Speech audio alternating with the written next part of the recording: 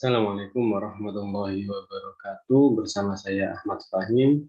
Di sini saya akan menjelaskan tentang prospektus bisnis budidaya ikan gurame 5. Karena ini merupakan syirkah kelima. Jadi syirkah-syirkah sebelumnya ada syirkah 1, 2, 3, 4. Dan alhamdulillah keempat syirkah itu sudah kita bagikan dividen atau bagi hasilnya.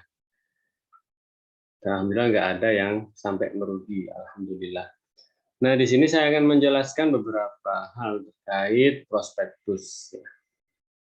Kita akan mulai yang pertama adalah prospek bisnis gurame. Ikan gurame memiliki harga jual yang cukup tinggi ya, karena ikan gurame itu pasarnya adalah kelas menengah ke atas. Kemudian ikan gurame juga lebih tahan penyakit dibanding jenis ikan yang lain.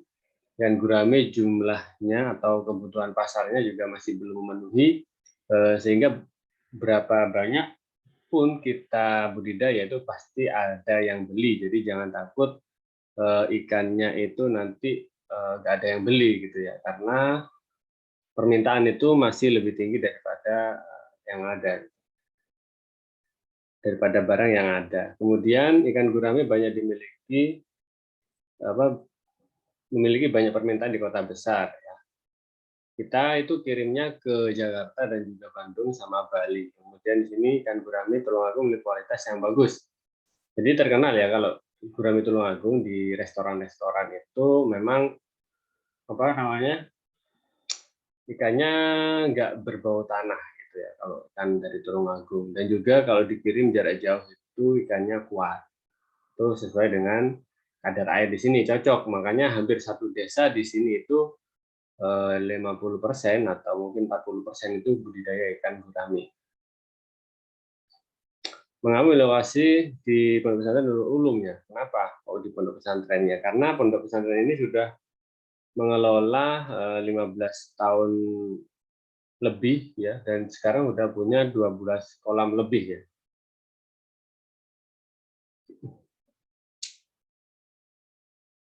Dan juga di pondok kita itu tidak ditarik SPP wajib bulanan. Jadi karena memang salah satu pemasukan dari apa namanya pondok dan juga para santri itu beberapa di, di, di, didapat dari berbisnis ikan gurame gitu. Kemudian tujuan syirkah itu yang pertama ya bisa membantu pondok pesantren, ekonomi pondok pesantren, kemudian mencukupi permintaan ikan gurame yang meningkat, dan ketiga adalah bisa membagi hasil, ya, bagi hasil atau bagi profit. Karena kita juga sedang ekspansi karena permintaan gurame yang tinggi sekarang ya, jadi kita ekspansi. Kita masuk ke perhitungan ya, biaya yang dibutuhkan untuk syirkah kali ini satu kolam itu 60 juta. Jadi pembuatan kolam terpal itu 15 juta, benih ikan 3.000, pakan ikan selama 1 tahun itu kurang lebih 30 juta. Kemudian sewa lahan, ada karyawan, kemudian untuk ongkos kirim, ya, terus print, listrik, transportasi, dan sebagainya, dalam 1 tahun itu kurang lebih 4 jutaan. Jadi total 60 juta. Nah, 60 juta itu dibagi 100 lot atau dibagi 100 bagian, sehingga ketemunya 600.000 per lot. Ya, atau satu lot itu mewakili 1% saham kepemilikan yang ada di Gurame.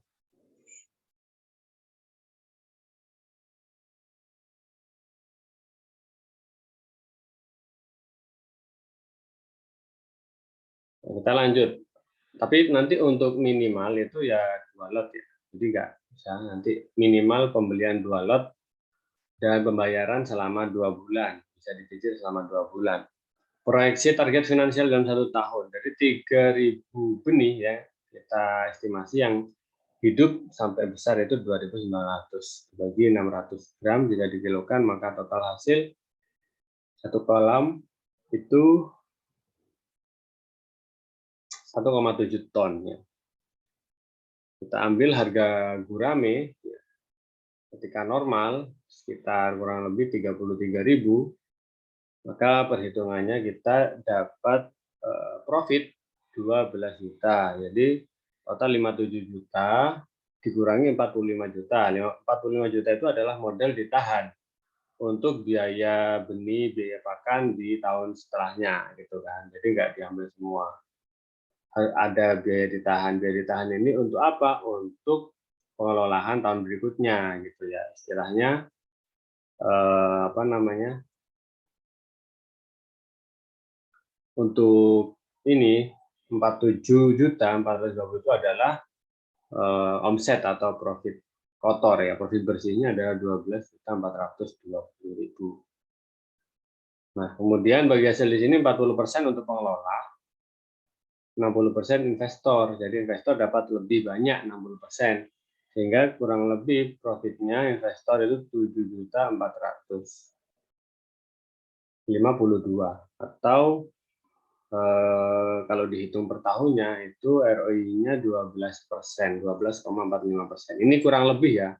Harganya tidak valid, tidak pasti ya, tidak pasti. Jadi bukan fix ya, tapi bisa berkurang juga bisa naik. Ini adalah harga rata-rata. Karena kalau yang fix ya riba jadinya gitu. Kemudian komparasi bagi hasil tahunan ya, kami 12,45%. Emas itu hanya 4,7% dalam 1 tahun kenaikan harganya. Kemudian deposit 6,5%, reksadana 5-15%. Itu tergantung nanti resiko. Jika nanti kita ambil yang 15%, itu nanti akan keluar warna merah, peringatan bahwasanya itu resiko tinggi. Maka biasanya kalau ingin yang aman, dananya dianjurkan yang 5%. Ya hampir sama lah dengan reksadana. Tapi kalau gurame itu 12,45.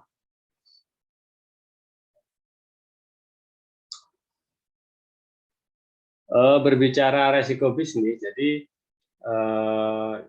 kita kan punya banyak kolam gitu ya. Jadi akan ada potensi ikan itu mati, tapi tadi sudah kita cover ya. Jadi yang mati mungkin 100 ekor gitu ya. Itu sudah kita cover. Kemudian ada juga potensi misalkan hujan, jadi ketika hujan itu akan banyak gurame yang terkena jamur, itu juga kita sudah ada obatnya. Ya. Dan mungkin salah satu hal yang mungkin bisa membuat kita rugi itu mungkin kalau ada bencana alam, gitu ya. Misalkan apa namanya kolamnya ada gempa atau banjir bandang atau ya itu semua nanti masuk ke bencana alam. Itu kemungkinan kita bisa rugi. Tapi alhamdulillah sampai dulu mulai dari dulu sampai saat ini belum pernah. Kemudian keuntungan dibagikan 10 hari setelah panen. Kemudian laporan keuangan 7 hari sebelum pembagian keuntungan. Atau mungkin sekitar 3 hari setelah panen. Kemudian kita juga memberikan buyback garansi saham setelah 4 tahun. Jadi setelah 4 tahun penanaman modal nanti kita bisa dari pengelola kita bisa buyback ya atau kita beli saham kembali gitu ya dengan harga yang menyesuaikan tahun itu. Ini adalah bagian kolam kita. Kalau ingin lihat kolam yang banyak itu bisa di Instagram saya sendiri, itu banyak sekali. Ada berapa kolam? Sekitar 15 ya. Ini lokasi alamat kita. Mungkin itu saja, nanti bisa dibaca-baca sendiri. Ini konsepnya ya, jadi kita syirkah muqayyad bagi untung dan juga rugi, nggak misalkan rugi. Kemudian ini ya, jadi bagi untung dan bagi rugi ya. Jadi kalau mau untungnya saja ya apa bedanya dengan hutang di bank ya, riba ya kalau mau untungnya saja. Di sini kita akan bagi untung dan juga rugi. Tapi apakah pernah rugi ya? Potensi rugi akan ada, tapi di bawah 10% ya. Jadi dari 12 kolam kemungkinan ada yang satu yang mungkin kurang baik. Bukan sampai rugi enggak, karena gurami itu kita bisa memilih gitu kapan kita harus panen. Untuk pembeli akan selalu ada. Jadi potensinya lumayan kecil.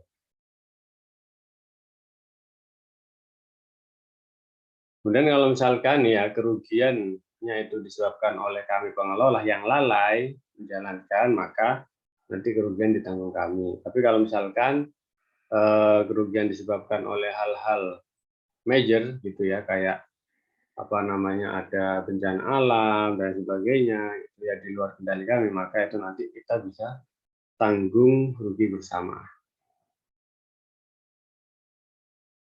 Diharapkan semua investor juga bisa saling mendoakan semoga bisnisnya lancar ya, karena kalau banyak yang doa insya Allah akan barokah. Kemudian tanggung jawab pengelola juga akan melaporkan keuangan setelah panen ya. Bagi hasil paling lambat di bulan 13 bulan. Jadi nanti panennya kan 12 bulan, tapi setelah panen nggak mungkin langsung bisa ditransfer ya, karena itu nanti cair dananya itu kurang lebih 1 mingguan setelah apa namanya, barang dijual.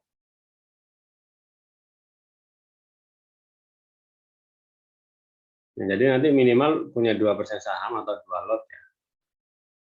Ada surat perjanjiannya nanti. Oke, mungkin itu saja. Nanti bisa langsung ditanyakan jika ada yang kurang paham atau ada yang masih belum lengkap yang saya jelaskan. Ada yang kurang paham bisa ditanyakan langsung nanti di grup. Sekian dari saya. Jika ada kurang lebihnya mohon maaf. Assalamualaikum warahmatullahi wabarakatuh.